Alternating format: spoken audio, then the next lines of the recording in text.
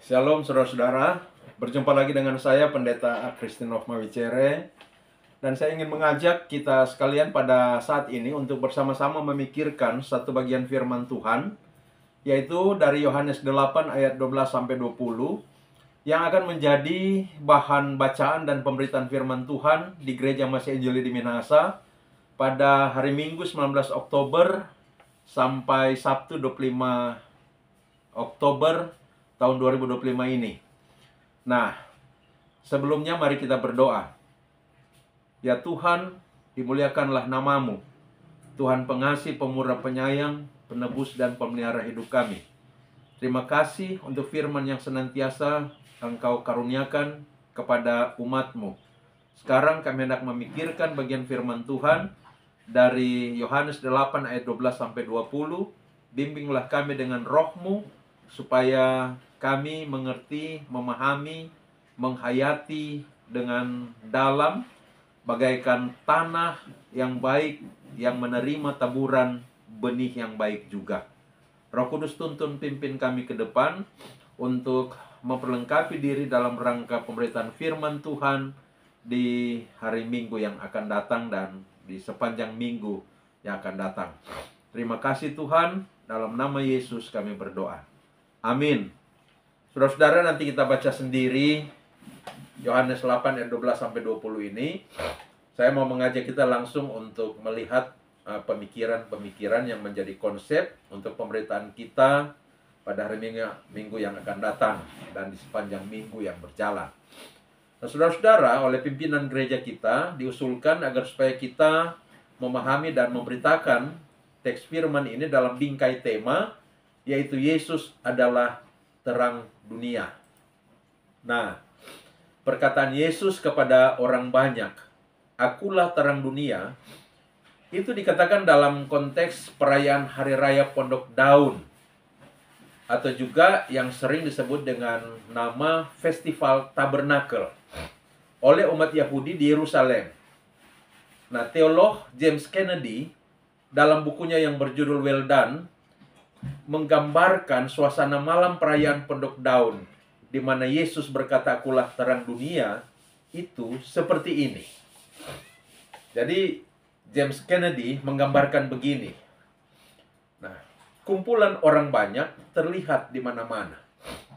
Kota itu hiruk-pikuk oleh segala aktivitas para pendatang. Pada malam puncak perayaan, orang berjejalan memenuhi semua tempat, baik di luar atau di dalam, dan juga di sekitar bait Allah.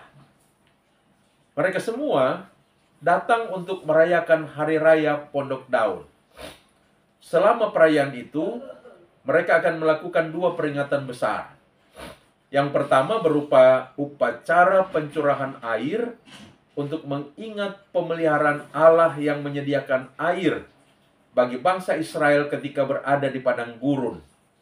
Dan yang kedua adalah upacara penyalaan lantera untuk mengingat pemeliharaan Allah yang memberikan tiang awan yang menaungi dari panas terik di waktu siang dan tiang api untuk menerangi dan memberi kehangatan dari udara dingin kepada bangsa Israel dalam pengembaraannya di padang gurun.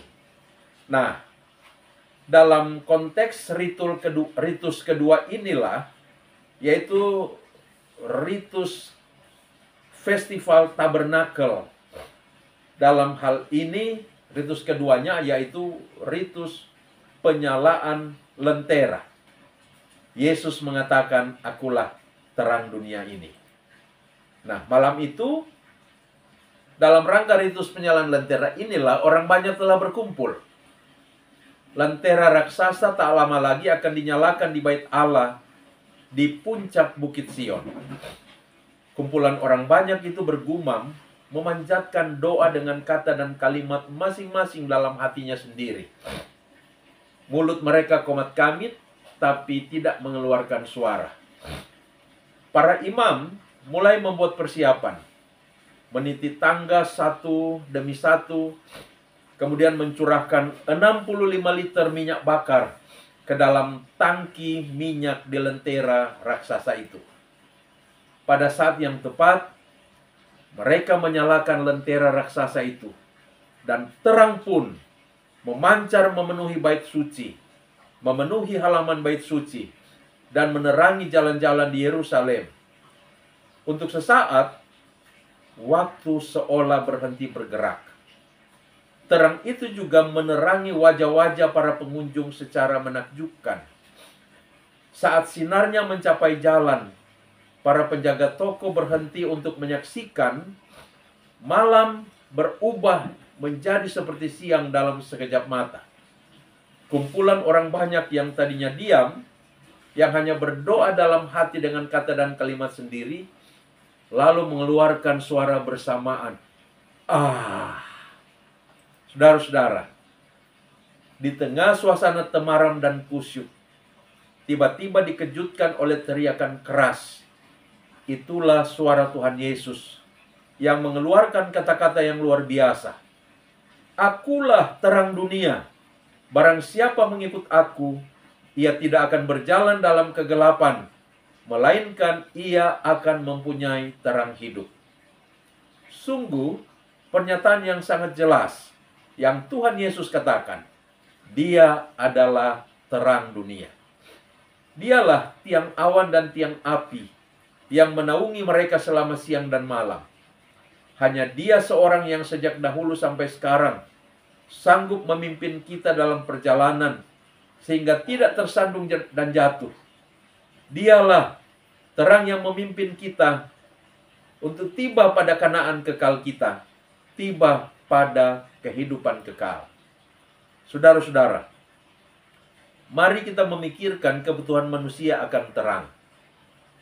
Sesungguhnya dalam kegelapan, manusia tidak dapat berbuat apa-apa. Bayangkanlah kalau di malam hari tiba-tiba lampu padam, tak ada satupun lampu yang menyala, tak ada lilin, tak ada genset, tak ada pemantik api atau korek. Langit juga mendung dengan awan hitam tebal, tak ada sinar bulan dan bintang. Yang ada hanyalah kegelapan yang pekat. Apa yang bisa dilakukan? Tidak ada, saudara-saudara. Bayangkanlah dalam kegelapan seorang wanita menghadap cermin untuk merias wajah. Lipstik dioleskan di bibir, pensil alis ditorehkan ke kedua alis, dan lain-lain sebagainya. Hasilnya, bayangkan saja, saudara-saudara. Bayangkanlah seorang yang berjalan dalam kegelapan. Ia akan terantuk dan jatuh. Mungkin kepalanya akan terbentur. Mungkin ia akan masuk ke selokan, atau paling kurang salah arah. Dalam gelap, manusia tidak bisa melakukan apa-apa. Mencoba melakukan sesuatu dalam gelap hanya akan menghasilkan kesalahan, bahkan kesalahan yang fatal. Dalam gelap, manusia salah arah. Dalam gelap, manusia tidak mungkin hidup. Manusia membutuhkan cahaya. Manusia membutuhkan terang. Karena itulah, hal pertama yang diciptakan Allah dalam penciptaan adalah terang. Sangat tidak mungkin untuk beraktivitas dan hidup tanpa terang. Kegelapan adalah ancaman utama atas kehidupan manusia, baik dalam dunia material maupun dalam dunia spiritual. Dalam dunia material, kegelapan membuat manusia tidak mungkin bisa beraktivitas dan hidup, membuat manusia salah melangkah. Demikian pula dalam dunia spiritual, kegelapan dosa membuat manusia tidak bisa melihat jalan yang benar, tidak bisa melangkah di jalan yang benar. Kegelapan manusia membawa manusia tersesat. Kegelapan membawa manusia pada kebinasaan. Tetapi puji Tuhan, Allah menyediakan dan memberikan terang kepada manusia yang sedang hidup dalam kegelapan, dan terang itu adalah Yesus Kristus. Injil Yohanes pasal 1 ayat 9 berkata, terang yang sesungguhnya yang menerangi setiap orang sedang datang ke dalam dunia. Dan kini dalam Yohanes 8 ayat 12, Yesus berkata, akulah terang dunia. Barang siapa mengikut aku, ia tidak akan berjalan dalam kegelapan, melainkan ia akan mempunyai terang hidup. Karena itu, terang itu yaitu Yesus mutlak harus ada dalam hidup setiap orang. Mutlak harus ada dalam hidup kita. Supaya kita bisa melihat segala sesuatu, bisa melihat jalan yang benar, berjalan di jalan yang benar, melakukan yang benar, dan memiliki kehidupan. Saudara-saudara, jika Yesus adalah terang dalam hidup kita, maka kegelapan dosa tidak menguasai kita lagi. Maut tidak berkuasa atas kita lagi, melainkan terang keselamatanlah yang kita miliki. Jika Yesus ada dalam hidup kita, maka kita akan dibimbing olehnya dalam hidup ini untuk berjalan di jalan yang benar dan melakukan hal-hal yang benar, dihindarkan dari jalan yang sesat dan perbuatan-perbuatan dosa. Maka lihatlah hidup kita. Apakah Yesus sang terang itu telah ada dalam hidup kita? Jika engkau masih hidup dalam kegelapan dosa, ketahuilah Yesus mau datang kepadamu untuk membawa terangnya. Bukalah hatimu dan undanglah dia masuk dalam hidupmu, supaya terang itu masuk dalam hidupmu dan engkau tidak tinggal dalam kegelapan dosa dan maut lagi, melainkan beroleh terang keselamatan. Karena itulah Yesus mengatakan, barang siapa mengikut aku, ia tidak akan berjalan dalam kegelapan, melainkan ia akan mempunyai terang hidup. Saudara-saudara, ketika Yesus hadir dalam hidup kita, maka kita telah mempunyai terang hidup. Artinya apa? Pertama, terang itu hidup, tidak akan pernah padam. Kedua, terang itu adalah sumber hidup yang membuat kita mendapatkan kehidupan. Kehidupan yang bukan hanya di dunia ini, tapi juga kehidupan yang kekal di dalam sorga. Yang ketiga, karena terang hidup itu telah kita miliki, kita dipanggil untuk membagikan terang yang hidup itu kepada orang-orang yang masih hidup dalam kegelapan di dunia ini. Bila demikian, bagaimanakah konkretnya kita sebagai orang percaya yang telah menerima, memiliki dan hidup dalam terang itu di realita kehidupan ini? Pertama, orang yang hidup dalam terang adalah orang yang selalu suka belajar firman dan menerapkan firman Tuhan itu dalam kehidupannya sehari-hari. Kalau ibarat lampu pijar, Yesus adalah bola lampunya dan firman-Nya adalah sinar terang yang keluar dari bola lampu itu. Hidup dalam terang berarti hidup dalam firman Kristus dan menerapkan firman Kristus itu dalam kehidupan sehari-hari. Yang kedua, orang yang hidup dalam terang adalah orang yang membawa dampak pengaruh positif dalam kehidupan masyarakat sekitarnya. Ada begitu banyak orang di sekitar kita yang hidup dalam kegelapan dosa, baik dosa-dosa moral, dosa-dosa sosial, dan dosa-dosa spiritual. Dosa-dosa moral itu ya seperti praktek persinahan, hidup bersama tanpa pernikahan, praktek-praktek pencurian, berbohong, kemabukan, perkelahian, kekerasan, dan lain sebagainya. Dosa-dosa sosial itu contohnya seperti korupsi, ketidakadilan, pemerasan, pembiaran terhadap kemiskinan, diskriminasi, dan lain-lain sebagainya. Dosa-dosa spiritual itu contohnya seperti tidak suka beribadah, tidak suka berdoa, tidak suka memberi persembahan, membuat permusuhan dan perpecahan dalam gereja, dan lain-lain sebagainya. Nah, di tengah realita kehidupan masyarakat seperti itu, orang-orang percaya yang hidup dalam terang menunjukkan pola hidup yang berbeda dan bertentangan dengan pola hidup berdosa itu. Menunjukkan pola hidup benar dan kudus kontra pola hidup dosa seperti itu. Saudara-saudara, seorang teolog yang bernama John Stott mengatakan dalam bukunya The Living Church, sesungguhnya Allah memanggil orang-orang bagi dirinya untuk menjadi berbeda dari cara hidup dan budaya manusia umumnya di dunia ini. Dalam khotbah di bukit, Yesus berkata kepada murid-muridnya di Matius 6 ayat 8, "Janganlah kamu seperti mereka." Mereka di sini adalah para pemimpin agama yang munafik. Dan dalam Roma 12 ayat 2 Paulus berkata, "Janganlah kamu menjadi serupa dengan dunia ini." Jadi, orang yang hidup dalam terang adalah orang-orang yang menunjukkan kehidupan yang berbeda di dunia ini. Sementara begitu banyak orang yang hidup dalam dosa dan kejahatan, mereka menampilkan suatu kehidupan dalam kebenaran dan kekudusan. Yang ketiga, orang-orang yang hidup dalam terang adalah orang-orang yang bercahaya di tengah-tengah kegelapan. Di Matius 5 ayat 16, Yesus berkata kepada murid-muridnya, "Hendaklah terangmu bercahaya." Artinya, Tuhan Yesus menghendaki kita membawa terang di tengah kegelapan. Bahkan merasuki kegelapan dengan terang yang ada pada kita. Dan itu berarti yang pertama, hendaknya kabar baik tentang Yesus Kristus yang adalah terang dunia menyebar ke seluruh masyarakat. Yang kedua, hendaklah perbuatan-perbuatan baik kita mengalahkan perbuatan-perbuatan dosa dan kejahatan yang ada di sekitar kita.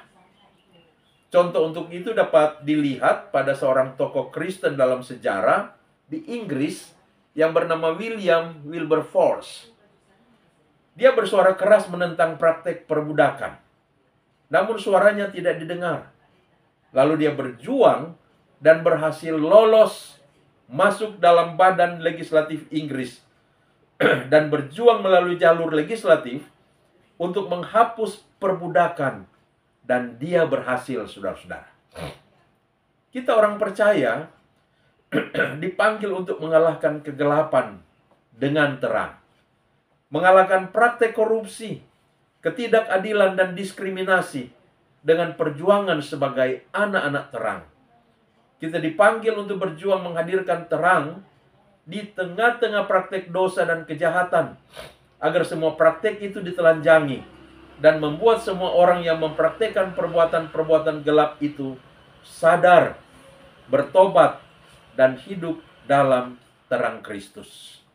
Salah satu jalan untuk menghadirkan terang dalam gelap adalah melalui pekerjaan kita masing-masing, yaitu dengan melakukan kebenaran dan kebaikan dalam pekerjaan-pekerjaan kita untuk dilihat oleh orang-orang lain yang menjadi rekan kerja di sekitar kita dan mengimpartasikan atau menjangkitkan moral dan etos kerja yang baik itu kepada mereka semua, sekaligus berani menegur dan mengoreksi yang melakukan kejahatan dan ketidakbenaran dalam pekerjaannya.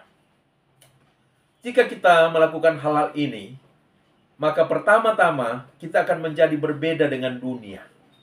Dunia gelap, kita bercahaya. Tetapi juga yang kedua, kita akan membawa dampak perubahan kepada dunia yang gelap ini, sehingga makin hari akan mendapatkan terang. Dan dalam rangka membawa dampak perubahan kepada dunia yang gelap ini, agar makin hari makin mendapatkan terang, John Stott mengusulkan penggunaan 6 senjata. Senjata yang pertama adalah doa. Kita percaya Allah mendengarkan dan mengabulkan doa. Karena itu Rasul Paulus mengamanatkan kita untuk berdoa bagi para pemimpin bangsa, agar umat dapat hidup tenang dan tentram, seperti yang dicatat dalam 1 Timotius 2 ayat 1 dan 2. Selain itu, doakan masyarakat sekitar yang masih hidup dalam dosa. Minta Tuhan memampukan kita untuk menghadirkan terang Kristus di sana. Kita harus mendoakan secara serius dunia di sekitar kita dengan fenomena kegelapannya, agar supaya terang yang mengubahkan hadir di sana. Yang kedua, senjata yang disebut John Stott, penginjilan. Beritakan tentang kasih karunia Tuhan yang ditawarkan kepada semua pendosa, agar mereka percaya, menerima, bertobat, dan hidup di dalam Kristus. Penginjilan ini tentu perlu dilakukan dalam suasana kasih persaudaraan dan dengan tuntunan kuasa Roh Kudus. Yang ketiga, senjata yang namanya teladan.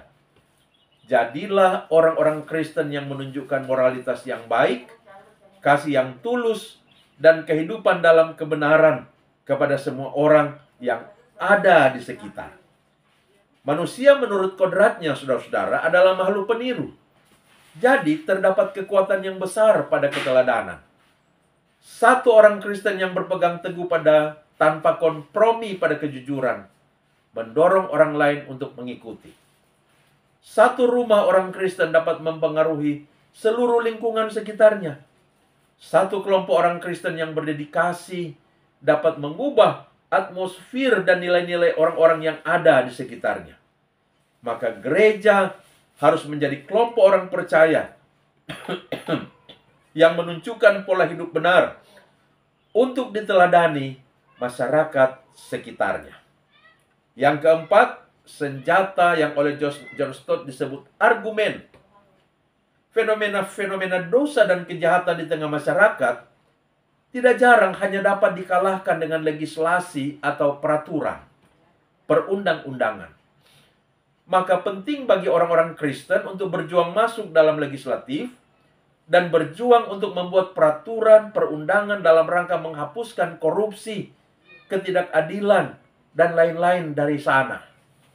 Contoh, penting orang-orang Kristen dalam legislatif untuk memperjuangkan ditetapkannya peraturan tentang perampasan aset koruptor, supaya orang-orang, para pejabat tidak melakukan korupsi lagi.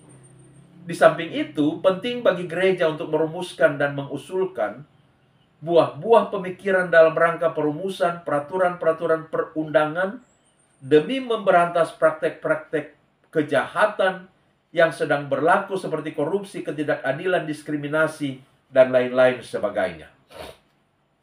Saudara-saudara, seorang tokoh perubahan sosial tapi juga teolog yang bernama Martin Luther King pernah berkata, moralitas memang tak dapat dijadikan hukum, tetapi perilaku manusia dapat diatur. Undang-undang boleh jadi tak mengubah hati, tapi bisa membatasi orang-orang yang tak mempunyai hati. Dalam konteks demokrasi, legislasi atau peraturan perundangan bergantung pada kesepakatan. Dan kesepakatan bergantung pada konsensus atau opini publik. Dan konsensus bergantung pada argumen. Dan ini berarti terlibat dalam debat publik dan memenangkan argumentasinya. Ini mengasumsikan bahwa untuk menghadirkan terang dalam gelap, gereja harus cerdas.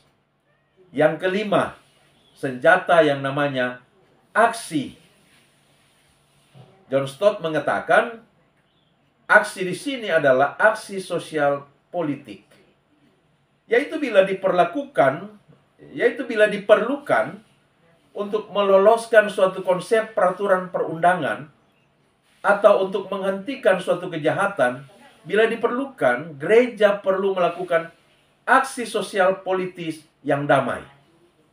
Tidak jarang suatu bentuk kejahatan yang masif hanya dapat dihentikan dengan aksi politis massal. Ada banyak contoh dalam sejarah. Misalnya baru-baru ini, aksi DPR untuk memperkaya diri hanya dapat dihentikan dengan aksi politis massal. Namun tentu realita tindakan anarkis yang terjadi pada aksi politis massal di akhir Agustus 2025 yang lalu itu kita sayangkan. Karena tidak perlu terjadi dan tidak boleh terjadi. Namun, tidak jarang gereja perlu mengorganisir, melatih kelompok aksi sosial politis massal untuk menghentikan praktek-praktek kejahatan yang merugikan masyarakat di dalam kehidupan sebuah bangsa. Senjata yang terakhir, yang keenam, John Stott mengatakan itu adalah penderitaan. Yaitu kesediaan untuk menderita. Seperti lilin yang perlu dibakar dan lebur sampai habis demi menghasilkan cahaya terang. Penginjilan maupun aksi sosial adalah kegiatan-kegiatan yang berisiko. Karena Injil Kristus maupun standar moral Kristus tidaklah populer. Akan ada tantangan, akan ada perlawanan yang membutuhkan pengorbanan dan penderitaan. Maka menjadi terang bagi dunia yang gelap membutuhkan kesediaan untuk menderita. Semoga terang Kristus hadir dalam hidup kita, dan semoga kita semua menghadirkan terang Kristus di dalam dunia sekitar kita. Amin. Mari kita berdoa. Tuhan, kami percaya terang-Mu telah hadir dalam hidup kami, membebaskan kami dari penindasan kegelapan dosa dan maut. Karena itu, tolonglah kami untuk mampu menghadirkan terang di tengah-tengah dunia yang sedang hidup dalam kegelapan dosa. Berkatilah pekerjaan pemberitaan firman di minggu yang akan datang, agar supaya kuasa Roh Kudus hadir di sana, dan banyak orang yang hidup dalam gelap menerima terang itu, lalu hidup di dalam terang Kristus yang menyelamatkan. Ini doa kami, di dalam nama Tuhan Yesus kami berdoa. Amin. Demikian saudara-saudara untuk kesempatan kali ini. Sampai berjumpa pada kesempatan di waktu yang akan datang. Tuhan memberkati kita semua. Shalom.